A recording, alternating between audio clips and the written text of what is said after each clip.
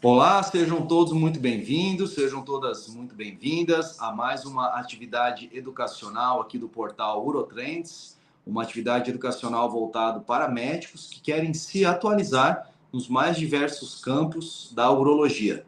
O portal Urotrends conta com uma vasta fonte de informações no qual você pode encontrar resumos de artigos científicos, tanto pelo site, pelo portal, pelo Spotify, pelo Instagram, e lá você fica atualizado com os artigos mais recentes e mais relevantes de cada uma das áreas da urologia, seja uroginecologia, uropediatria, a urooncologia, endourologia, e hoje aqui nós vamos dar um destaque para a uroneurologia. Para isso eu gostaria de chamar já aqui para participar o editor da área de uroneurologia do portal Urotrends, o Dr. Alessandro Prudente. Seja muito bem-vindo, Dr. Alessandro Prudente, que vai hoje coordenar aqui essa live, seguir com os serviços. E o Dr. Felipe Bulhões, que é um dos autores aqui também do portal, com suas contribuições com os artigos. Alessandro, passo a palavra a você para cumprimentar todos que estão por aqui e já dar andamento aí, pedindo os resumos para o Felipe e fazendo seus comentários. Boa noite, Dani, meu amigo. Boa noite, doutor Felipe, um colega também. Muito bom estar com vocês hoje aqui. A todos que estão agora aí acompanhando a live ou que vão ver depois. É uma enorme alegria, uma satisfação poder fazer parte desse projeto, né? A ideia do Urotrends é uma ideia muito interessante, acho que muito importante para o dia a dia do urologista, porque é importante a gente ter acesso rápido, um acesso prático, né, à informação atualizada e condensada com aquilo que realmente é mais importante, que pode ser útil para a prática de quem está ali vendo o paciente no dia a dia. Então, acho que essa é a proposta dos artigos e, melhor ainda, né, essa iniciativa de poder colocá-los de forma diferentes, né? Então, tanto lá no site, quanto, né, como você citou aí, você pode escutar no Spotify, você pode assistir uma live, isso dá mais visibilidade e também tem gente que consome conteúdos de forma diferente, então é muito bom. Então, obrigado aí pelo convite de estar com vocês, obrigado pelo convite da live e vamos lá. Então, já vou aproveitar, né, e chamar aqui, convidar o Dr. Felipe, que hoje vai fazer a apresentação dos casos, então ele pode aí fazer o boa noite dele e já iniciar. A gente vai ter 3 casos da área de uroneurologia e vamos começar com o primeiro caso depois do seu boa noite, Felipe. Boa noite, pessoal, tudo bem? Meu nome é Felipe de Bulhões, estou aqui contribuindo aqui com os artigos. Hoje a gente vai, como dito, a gente vai entrar mais na área de uroneurologia, um tema aí bem interessante, que tem com cada vez mais novas evoluções, cada coisa mais diferente, que a gente vai poder presenciar essa aula aqui agora.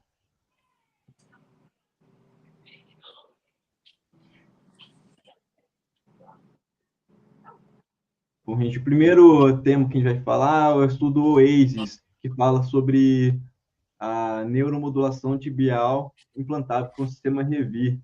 Ele é basicamente uma revolução no sistema de neuromodulação, porque ele elimina a necessidade de uma bateria implantada. Ele é o primeiro estudo conduzido, tem um follow-up ele mostra um follow-up de 2 anos, e é o primeiro dispositivo que foi aprovado pelo FDA em que não há necessidade de ter uma falha de tratamento prévia. E ele foi realizado com em uma população de 151 mulheres com incontinência urinária de urgência, né? Este estudo, como eu falei, marca uma revolução na questão da neuromodulação. Próximo slide.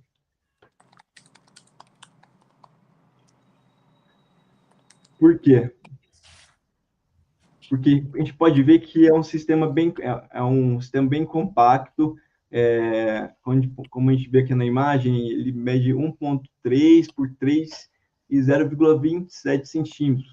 É tamanho de uma caneta, menor que uma caneta, tá, né? que ele vai ser implantado na região tibial posterior, e ele não precisa, como dito, de uma bateria para poder funcionar.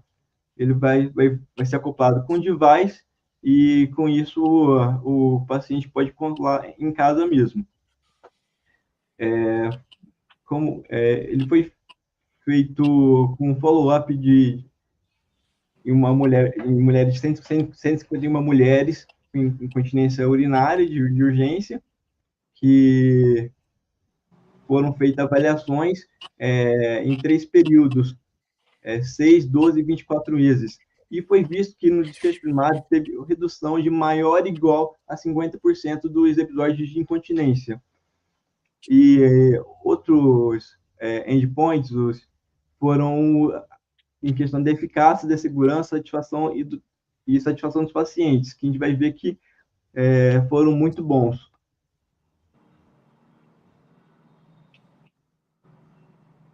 Como a gente pode ver aqui pelo próprio gráfico, que foi retirado do próprio estudo, a gente vê que tem altos índices de satisfação, em que 79% dos pacientes foram respondedores, 50%, 79% foram respondedores com uma redução dos índices de incontinência urinária maior ou igual a 50%, 56% respondedores com índice maior ou igual a 75%, sendo que 96,8% tiveram satisfação com a terapia, 100% deles estão dispostos a continuar com a terapia, 96,7% houve uma melhora dos índices globais, e nem 0%, nenhum paciente teve complicações relacionadas diretamente ao dispositivo, apenas 2% dos casos foram necessários ocorrer explantes, que não tiveram nada a ver com o dispositivo. Como a gente pode ver, esse é o device que é acoplado por onde a pessoa pode ajustar o estímulo. Ele tem mais ou menos 220 gramas, e é como se fosse um relógio. E por aí a pessoa consegue ajustar, de acordo com as orientações, a modulação do device. As implicações clínicas viu que o sistema Revi demonstrou uma grande eficácia e segurança, que foram sustentados por 2 anos, que é o follow-up do estudo até agora, né? E a evolução dele, que diferentemente de dispositivos prévios, que ele não precisa de uma terapia implantada em conjunto. Como, por exemplo, a neuromodulação sacral, que precisaria de troca de bateria, questão que não ocorre aí. E houve alto grau de satisfação dos pacientes, 97%, e, querendo ou não, é uma alternativa menos invasiva do que a neuromodulação sacral, que precisa de uma cirurgia maior, né? Esse dispositivo é implantado na região subfacial da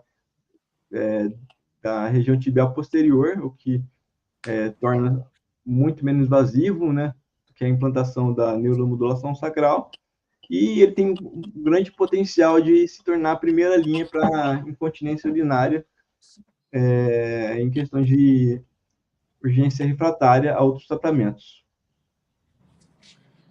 Muito bom, Felipe. Excelente aí a apresentação. Eu acho que você, nessa apresentação, falou bastante do dispositivo propriamente dito, né? Porque, afinal de contas, é o que realmente mais chama atenção para a gente, embora eu também vá tocar em alguns pontos do artigo, tá? eu vejo que, em primeiro lugar, em relação ao dispositivo, você já colocou diversas vantagens em relação ao que a gente tem hoje. Primeiro, é importante dizer que esse dispositivo ainda não está disponível no Brasil, né? Ele foi aprovado no FDA, ainda não está comercializado no nosso país, não foi aprovado pela Anvisa ainda, mas ele traz essas vantagens que você elencou, de uma cirurgia mais simples, e outras questões que eu acho que também estão relacionadas ao dispositivo que é interessante, é o fato do próprio protocolo, né? Uma vez que esse gerador, né, do impulso elétrico que se conecta com essa unidade implantada, ele é vestido como uma tornozeleira, né? Uma vez que está próximo ao tornozelo, né? Então ele ali em contato próximo desse dispositivo que você veste com uma tornozeleira, ele faz os impulsos.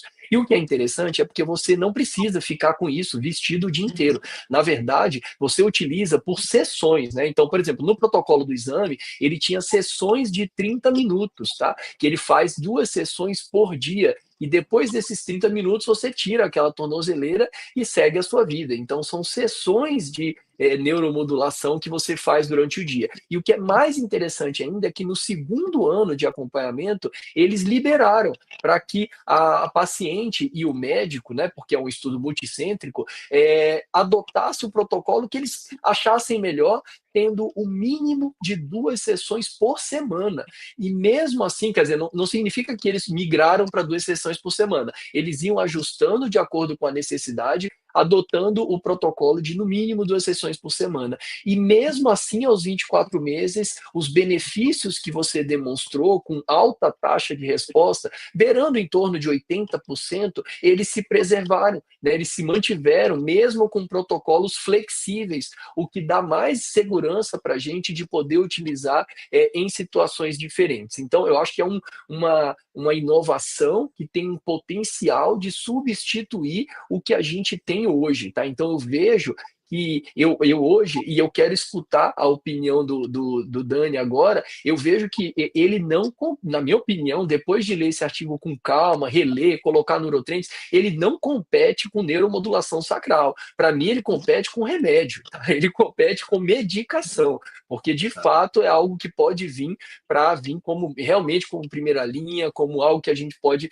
utilizar no início do tratamento. É claro que entendendo melhor, por exemplo, antes de passar a bola, a gente não pode esquecer que esse é o estudo pivotal, é braço único, então também não foi comparado com nenhum tratamento, né, nem com neuromodulação sacral, nem mesmo com medicação, né, embora sejam pacientes refratárias a tratamentos prévios, nem com o uso transcutâneo que a gente tem no Brasil, né, que é a estimulação do tibial posterior transcutâneo, tá bom? Então, Dani, o que você acha?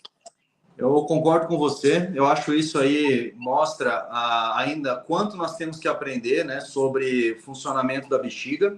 Sabemos já que a estimulação do nervo tibial ele gera melhoras na questão de bexiga hiperativa. E veja como que é interessante, como é bonito, né, a ideia que vem junto com esse dispositivo. Ele está lá implantado e quando você acopla esse dispositivo, essa tornozeleira que você falou, começa a terapia. Então, você é um potencial usuário dessa terapia ambulante. Então, o que eu quero dizer com isso? Implantou, você pode fazer essa terapia ao momento que você quiser. Então, o que é a grande vantagem que eu vejo? Sabemos que a bexiga hiperativa ela é um sintoma, então você pode passar períodos sem sintomas, então você pode não estar fazendo essa terapia. E aí, se naquela semana começou a te incomodar mais, você precisa, você simplesmente senta lá no sofá da sua casa, liga a televisão, aciona o dispositivo e ele está fazendo a terapia para você. Então, realmente é muito bacana, é muito interessante. Concordo com você, ele vem ali para substituir muito medicação e pacientes que são refratários, se ele vai ser uma alternativa melhor ou não do que a neuromodulação sacral, os estudos aí para frente, comparando os dois, vão nos dizer isso. Mas, sem dúvida nenhuma, é muito promissor e com certeza, Alessandro, você que trabalha nessa área, eu também, não vemos a hora de estar disponível aqui no Brasil para termos a nossa experiência com os nossos pacientes, não é mesmo?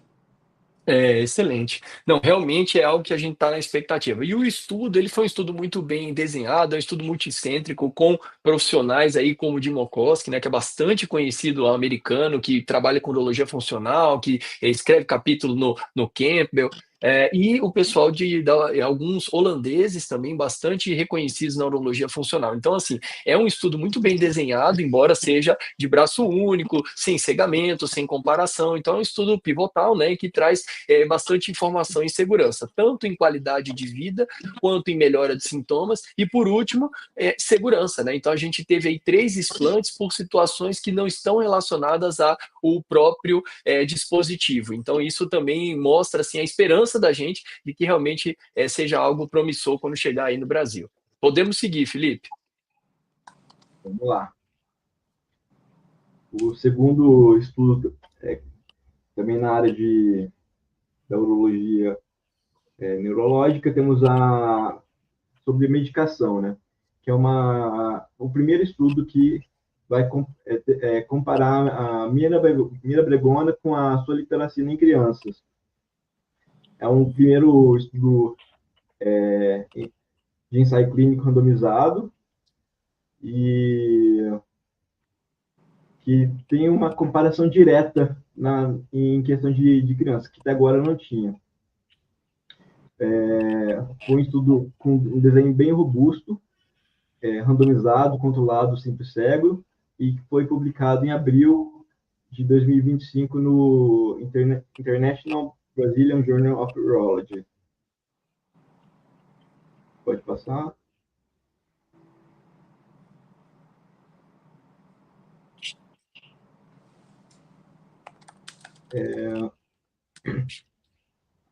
Foram estudadas 72 crianças, sendo que essas 72 crianças foram divididas em 2 grupos, 36 cada uma, e a metade delas fez uso da mirabegona e a metade fez uso da solifenacina.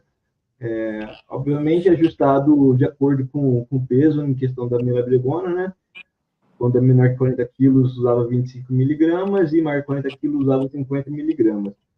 A idade média era em torno de 9 anos de idade, e a condição é de uma bexiga hiperativa não neurogênica, que era refratária à uroterapia comportamental.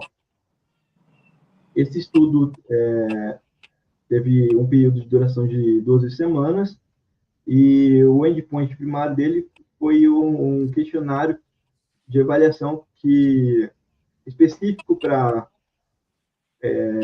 bexiga hiperativa em crianças, que é o DVSS. Além disso, foram utilizados outros endpoints, outros fatores de avaliação, que é o diário miccional e a urofluxometria.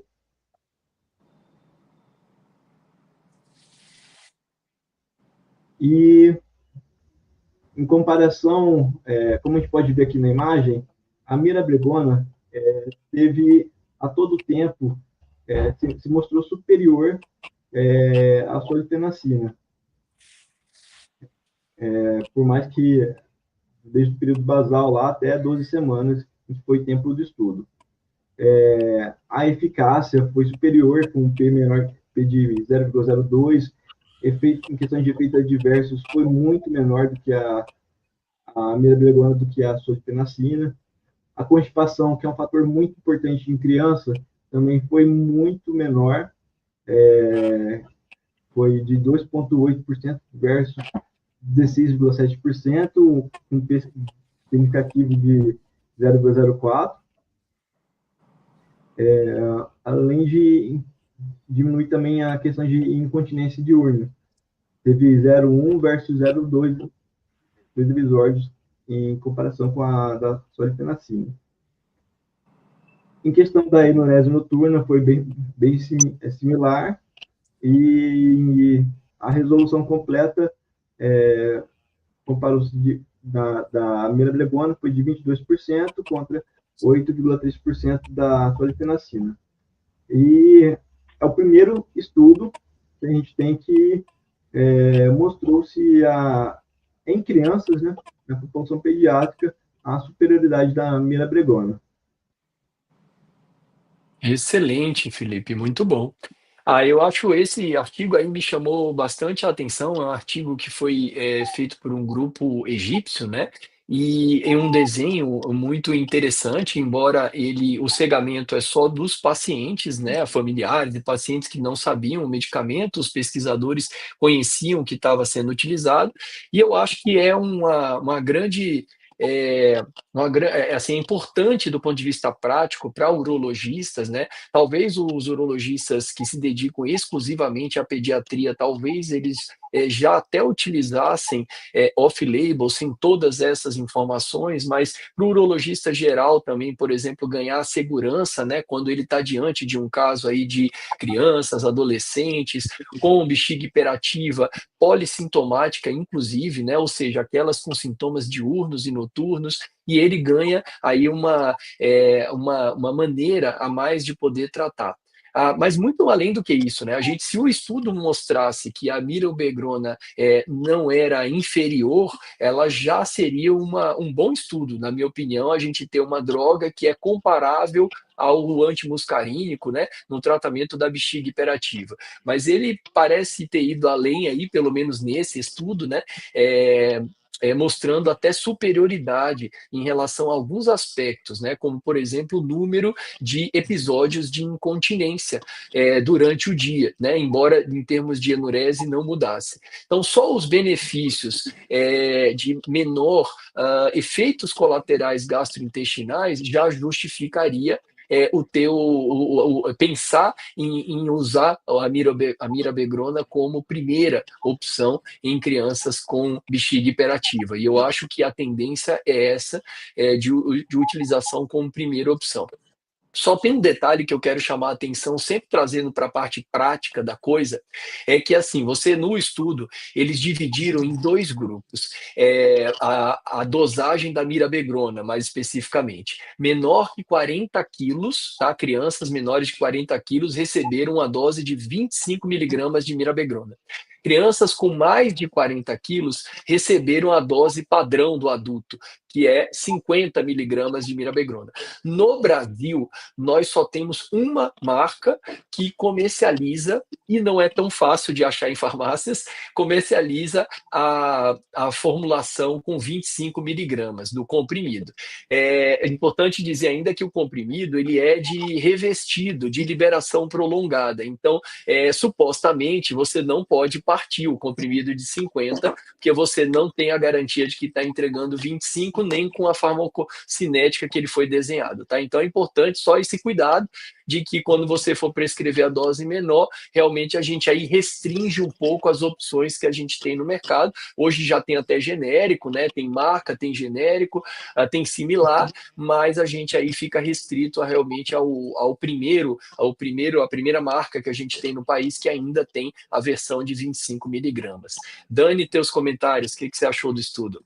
Me surpreende bastante, né, a eficácia ter sido maior com a mirabegrona, né, e o efeito colateral já esperado, né, de ser menor. A mirabegrona ela veio ganhando força no Brasil nos últimos anos, especialmente pela questão antimuscarínica, que além dos efeitos de constipação, boca seca, os possíveis, né, ainda há controvérsias de efeitos neurológicos, mas quando a gente pega tudo isso, junta em crianças que precisam dessa medicação, que vão usar no longo prazo, isso acaba ganhando bastante relevância.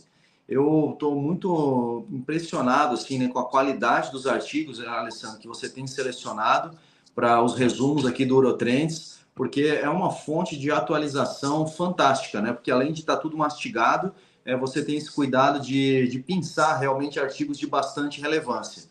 E esse é um deles, né? Que dá uma nova tendência, como o portal propõe, um trend, né? Uma nova tendência aqui no tratamento. Eu acredito que isso aqui vai ganhar força, precisamos de mais estudos ainda para comprovar perfil de segurança, para sairmos prescrevendo, mas isso aqui já me dá um respaldo, claro, científico, né, de que há perfil de segurança, é um estudo pareado, né, então nós temos dois grupos, prospectivo, controlado, isso aqui sim já dá uma luz ali para a gente começar a utilizar essa medicação em crianças com bexiga hiperativa, com hiperatividade neurogênica, bexiga hiperativa neurogênica também nesses pacientes podem ter um grande benefício. Então, fiquei muito feliz mesmo com essa perspectiva que esse trabalho nos traz. Muito bom.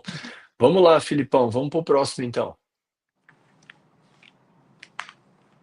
Para finalizar aqui nosso estudo sobre a uroneurologia, agora temos uma atualização mais em questão de conceito, né? Conceitual. E trata de um estudo que foi publicado na revista Continence, agora em 2025, e é o primeiro estudo a estudar sistematicamente a obstrução primária do colo vesical e as condições que levam, que tem relação com o sistema de hiperatividade adrenérgica.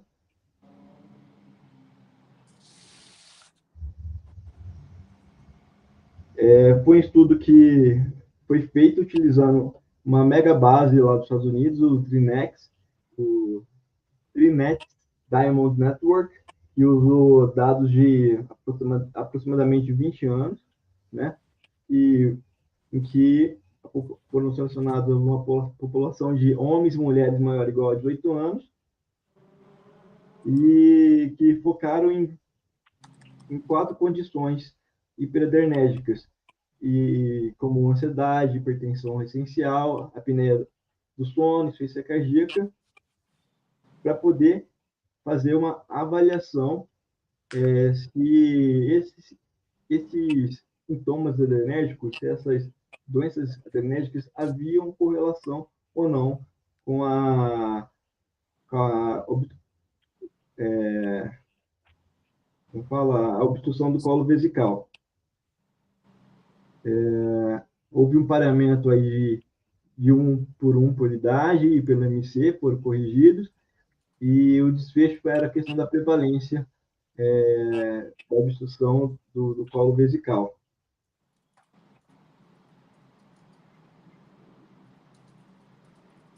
Como a gente pode ver, houve uma grande relação para todos esses sintomas entre a OPC, né, que é a sigla da doença, e entre as condições hiperadrenérgicas, ou seja, o odds ratio foram significativos para todos, tanto para homens quanto para mulheres, mas, como a gente pode ver aí pelo gráfico, é que em mulheres a relação foi muito maior, e principalmente em questão da hipertensão, né?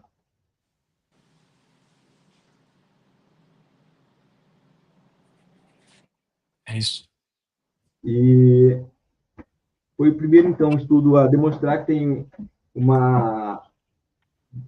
estudo sistemático, a demonstrar que tem essa associação entre sintomas adrenérgicos e a obstrução do colo vesical, e que paciente com essas doenças que foram investigadas têm um risco aumentado de ter a obstrução do colo vesical, então, que leva a gente, às vezes, até a pensar, então, de procurar naquele determinado perfil de paciente que tem alguns sintomas urinários, se ele, por acaso, tem a obstrução do colo vesical, e que muitas vezes é confundido com a bexiga hiperativa, digamos, refratária, em alguns cenários, né? Que está tratando a bexiga hiperativa refratária e, na verdade, o que o paciente tem é a obstrução do colo vesical.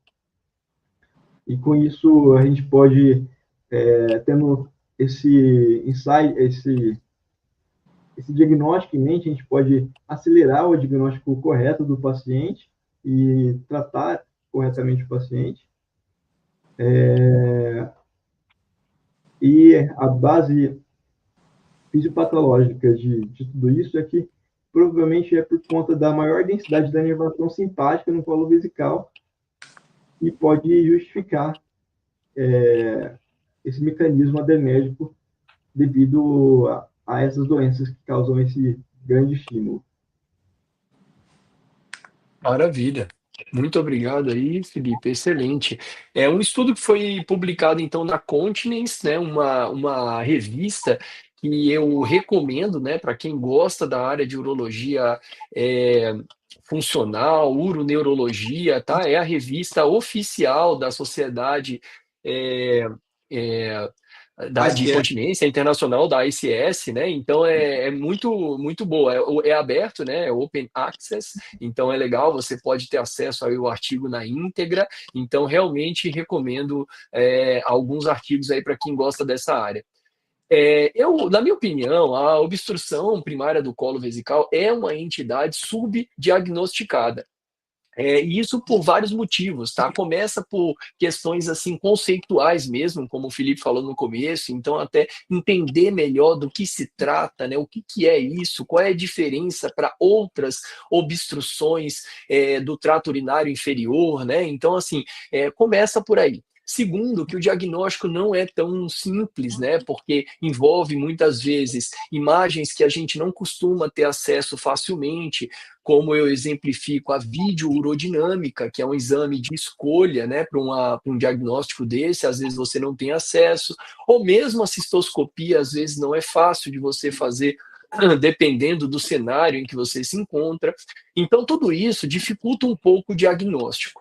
Então, o que me chamou a atenção nesse estudo é porque a gente pode utilizar esse conceito, né? Então, por exemplo, de você ter condições hiperadrenérgicas para aumentar o seu grau de suspeição dessa doença, fazendo com que você comece a investigar de forma mais ativa, né? Então, procurando realmente exames que venham a te trazer esse diagnóstico. Então, hoje, olhando para esse estudo, eu começo a adaptar a minha rotina. Quando eu tenho um paciente, por exemplo, hipertenso de difícil controle, né, ou ansioso, usando ansiolítico, acompanhando com um psiquiatra, eu já penso, opa, peraí, será que eu não tenho que colocar no meu diagnóstico diferencial, né, essa condição e investigar um pouco mais do que simplesmente fazer uma medida de resíduo, por exemplo, né, ou um fluxo mesmo? Então, talvez eu tenha que aprofundar um pouco mais a avaliação, e eu acho que isso cabe a partir dessas informações que a gente teve. Tem que ter muito cuidado, porque foi um estudo baseado em banco de dados, né? Usando basicamente o CID. Então, eles pegaram e procuraram o CID de quem tinha condições hiperadrenérgicas e cruzaram com o CID, né, o código de doença de obstrução primária de colo. Então, embora isso pareça estar mais bem protocolado nos Estados Unidos, eu confesso que eu não acreditaria nisso se fosse no Brasil, mas apesar disso, a gente tem que ter só um pouco de cautela, porque é um estudo que não investigou essas pessoas, né? Não fez o diagnóstico diretamente, é através de um banco de dados, mas mesmo assim é uma informação que, na minha opinião, traz bastante relevância ali para a prática. Principalmente para você começar a suspeitar mais. Por último, eu acho que essa odds ratio maior em mulheres, provavelmente, na minha opinião, tem bastante a ver com a hiperplasia prostática nos homens, né? Então, acaba que quando você tem um sintoma, você tem um quadro de obstrução infravesical em homens, você acaba sendo direcionado, sobretudo depois dos 40 anos de idade, para hiperplasia, e é mais difícil que você chegue ao diagnóstico de obstrução primária, né? Então, eu acredito que talvez isso acabe que misture um pouco, ou confunda um pouco o diagnóstico em homens. É natural que ele seja um pouco inferior ao de mulheres, né? Não só pela prevalência, mas também pelas condições do diagnóstico. Dani, o que você acha? Esse artigo muito interessante também, né? Porque a obstrução primária do colo vesical, como você falou, se o urologista não tem uma prática de colocar uma fluxometria, por exemplo, na sua consulta de rotina, dificilmente ele vai fazer esse diagnóstico na fase precoce. Porque esse paciente, normalmente ele já tem esse diagnóstico numa fase bem inicial da vida, até mesmo fora daquela faixa etária de hiperplasia de próstata. Então, quando ele chega a perceber esse sintoma, que vai ocorrer lá pelos 50, 60 anos, ele já está com a bexiga muito deteriorada. E é engraçado que a gente vê os colegas urologistas falando que encontrou um caso, teve um caso no consultório disso, e eu concordo 100% com você. Não são casos isolados, eles estão aí não diagnosticados. Então, quem tem a prática de fazer urofluxometria rotineira pega muito paciente na faixa dos 40, 45 anos que vem para a rotina de próstata, por exemplo, que urina mal e ele não percebe que aquele é o padrão dele, né?